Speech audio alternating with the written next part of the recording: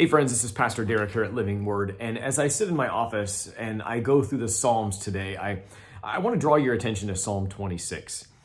Psalm 26 is another one of those worship type psalms. It's a great psalm to read through as a prayer. So it's fairly short. It's only 12 pretty short verses. So if you've got the extra time, read through the entire psalm.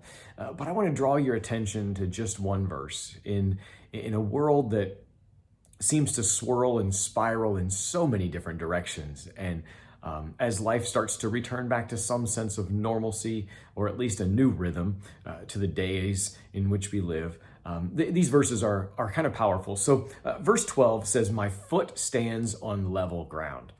I think about that and I think, what is the level ground upon which we stand? It's one thing to stand on a sidewalk where there's concrete, and a totally other thing to stand on sand. If you've ever done that, been at a beach where you stand right on the shore. My wife loves to do this. She loves to stand with her feet in the sand, and as the water comes in, it grabs the sand under your feet and washes it back out, and you start to kind of sink down a little bit.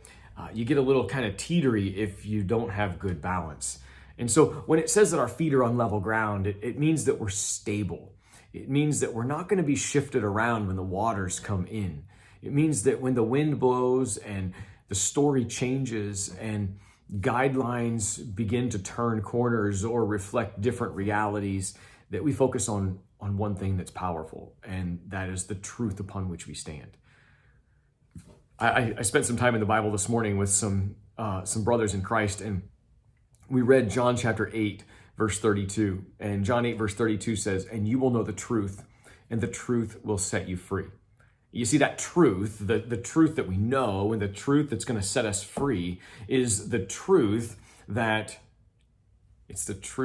we stand on, that Jesus lived and died and rose. It's the truth that's found in Scripture. It's the truth that is light to the world. It's the truth that is the living water and the bread of life. It's the truth that is the foundation of the church, not the institution or the building, but the church, the people.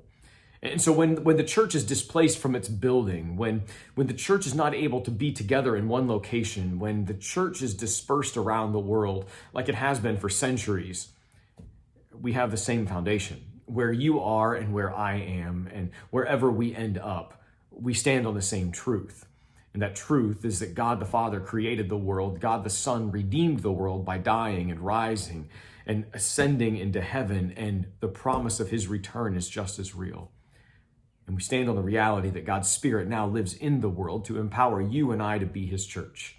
I pray that that's the foundation upon which you stand. I pray that that is your footing, your level ground upon which you stand. My feet stand on level ground. In the great assembly, I will bless the Lord. May you bless the Lord today wherever you are, at work, at home, at play, in the neighborhood, wherever you go. May you find time to bless the Lord as you stand on his firm footing and level ground.